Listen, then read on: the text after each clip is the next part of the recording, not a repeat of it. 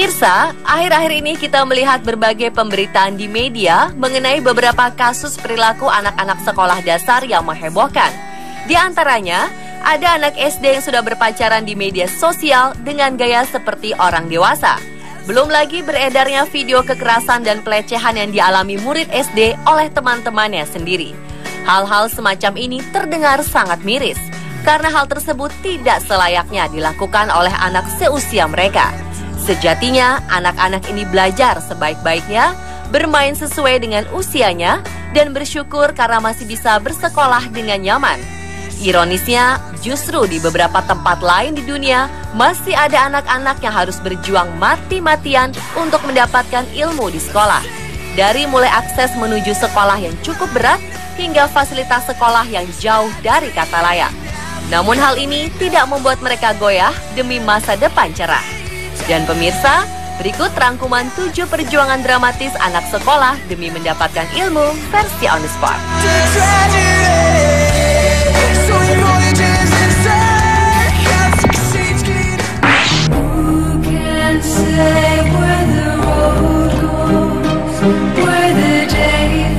Ini bukanlah kegiatan rekreasi atau permainan flying fox yang biasa diikuti para siswa dalam kegiatan outbound. Tapi inilah cara yang dilakukan anak-anak di Los Pinos, Kolombia untuk pergi ke sekolah. Mereka harus melewati sungai dan lembah yang curam dengan hanya menggunakan kereta kabel sepanjang 800 meter dengan ketinggian 400 meter di atas permukaan sungai Rio Negro. Adalah seorang ibu bernama Rosalba, di mana ia rela menemani anaknya Maribel Romero setiap hari menggunakan kereta kabel karena khawatir terhadap keselamatan anaknya. Anak-anak dari beberapa keluarga lainnya juga harus bolak-balik melewati tebing jurang ini demi bisa menuju ke sekolah, meskipun hanya menggunakan perangkat pengaman yang seadanya. Satu-satunya jalan alternatif lain untuk mencapai sekolah yaitu dengan berjalan kaki selama 2 jam setiap sekali jalan.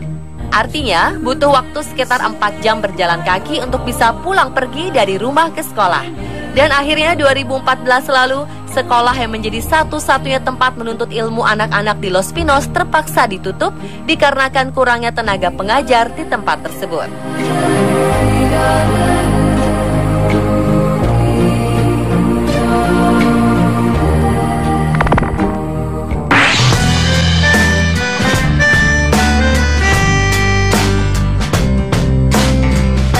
Ungkapan memakan bangku sekolah mungkin tak bisa disematkan bagi anak-anak di Shandong, Tiongkok. Nyatanya, di zaman sekarang ini, masih ada anak-anak yang bahkan tidak bisa duduk, namun tetap memiliki keinginan untuk belajar dan bertemu teman-teman seangkatan mereka. Dilansir dari Shanghai List, sebuah sekolah di Shandong, Tiongkok terpaksa membuat 35 murid kelas 4 SD untuk belajar di kelas sambil berdiri sepanjang hari. Ini terpaksa dijalani lantaran pihak sekolah tak punya biaya untuk memberikan kursi-kursi kepada anak didik mereka. Saat mendengarkan gurunya, mereka berdiri. Saat mencatat pun, mereka membungkuk sambil tetap berdiri dan menulis. Saat beberapa di antaranya kelelahan, mereka akan berjongkok atau berlutut sejenak, seraya tetap mencatat pelajaran dari gurunya. Semangat belajar anak-anak di tengah keterbatasan ini membuat kita salut. Para guru yang miris dengan keadaan anak didiknya ini merekam suasana belajar di sekolah dan mengunggahnya di internet untuk mengetuk hati relawan yang bersedia memberikan bantuan pada yayasan pendidikan ini.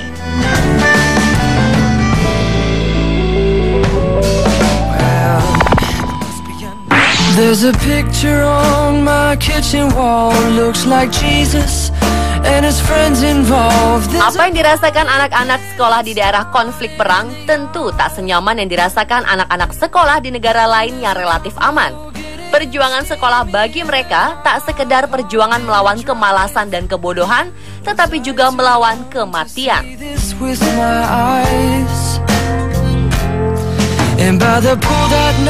Seperti anak-anak di Palestina ini, bahkan dalam suasana yang terbilang paling aman pun, mereka masih harus selalu waspada dan berhati-hati untuk bisa sampai di sekolah. Perjalanan jauh dan tak ada angkutan umum, menunggangi keledai mungkin adalah salah satu cara yang aman dilakukan oleh mereka untuk menuju ke sekolahnya. Mereka juga harus melewati pos pemeriksaan yang dijaga ketat oleh para tentara agar perjalanan mereka tidak mengalami hambatan. Untuk beberapa anak pedalaman Palestina yang tinggal di tepi barat kota Tubas, Hal tersebut memang telah menjadi tantangan sehari-hari dalam perjalanan mereka untuk mendapatkan pendidikan. Seperti Akram Kabnah, ia berangkat di pagi hari untuk pergi ke sekolah menggunakan keledai milik keluarganya. Dalam perjalanan melewati pos pemeriksaan, jika beruntung, ia dapat melewati pos tersebut atas izin tentara yang bertugas saat itu. Namun jika tidak mendapatkan izin melewati pos pemeriksaan, ia dan teman-temannya harus melewati jalur lain mengitari pegunungan yang memakan waktu selama 2 jam. Dan hal ini otomatis akan membuatnya datang terlambat ke sekolah. Lolos tidaknya ia di pos pemeriksaan bergantung pada kondisi keamanan yang terjadi di Palestina.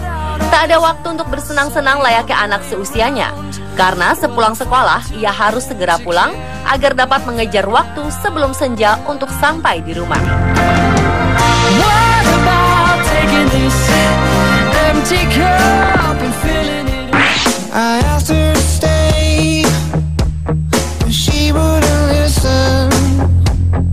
Berikutnya perjuangan anak-anak di sebuah daerah bernama Zanskar di pegunungan Himalaya. Tempat ini terkenal dengan cuacanya yang ekstrim, dengan suhu sangat dingin dan medan yang sangat berat.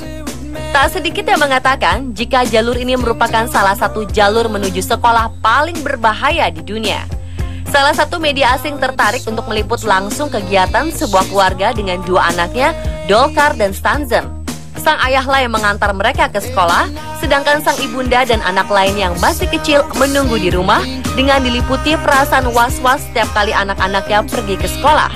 Dan kecemasan tersebut ternyata sangatlah beralasan, sebab untuk mencapai sekolah, mereka harus berjalan kaki sepanjang 100 km menyusuri gunung es dan sungai beku yang bisa kapan saja mencair. Anak-anak juga harus bekerja keras melewati medan yang licin, berat, dan dingin untuk pergi ke sekolah.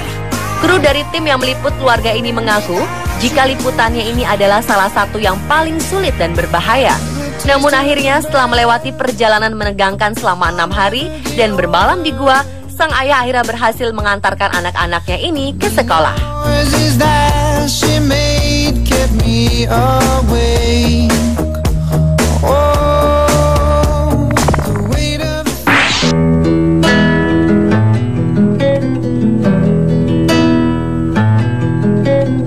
Medan di kawasan pegunungan Pili, Tiongkok pun tak kalah berbahayanya. Sekitar 80 anak-anak harus melewati gunung yang sangat berbahaya untuk bersekolah di daerah Xinjiang. Sedangkan jarak antara Pili ke Xinjiang sendiri sekitar 200 km lebih. Untuk bersekolah, anak-anak kecil ini harus melewati tebing yang sangat terjal, yang bahkan seorang pemanjat tebing profesional pun belum tentu bisa melewati jalur ini tanpa terkena resiko. Setelah melewati pegunungan, mereka masih harus melewati sungai yang dingin dan perjalanannya sendiri memakan waktu 2 hari. Untungnya mereka didampingi oleh tentara dan orang dewasa lainnya.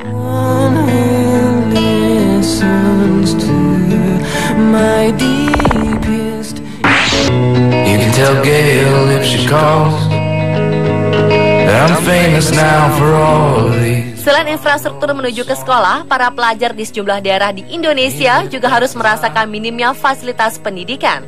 Hampir sama seperti kasus di Shandong, Tiongkok, sejumlah siswa SMP Negeri 11 Pasangkayu, Mamuju, Sulawesi Barat ini harus belajar sambil berdiri di kelas. Bukan sedang menjalani hukuman, namun mereka terpaksa berdiri karena kursi di kelas sudah rusak dan tidak layak digunakan lagi. Ada pula di antara mereka yang terpaksa membawa sendiri kursi dari rumah. Pihak sekolah mengaku sudah melaporkan kondisi ini ke Dinas Pendidikan setempat, namun belum mendapat jawaban. Entah sampai kapan para pelajar ini harus mengalami minimnya fasilitas di sekolah, padahal setiap warga negara mempunyai hak untuk mendapat pendidikan yang layak.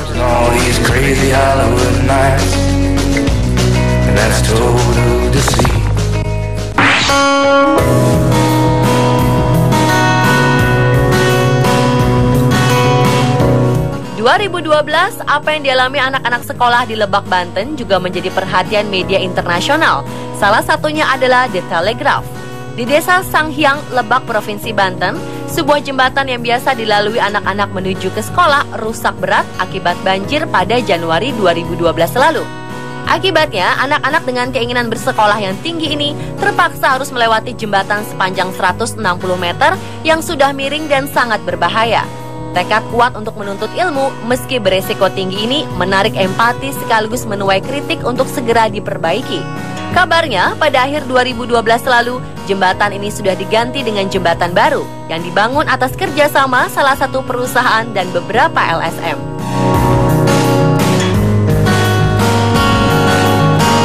Dan pemirsa, itulah 7 perjuangan dramatis anak sekolah versi On The Spot.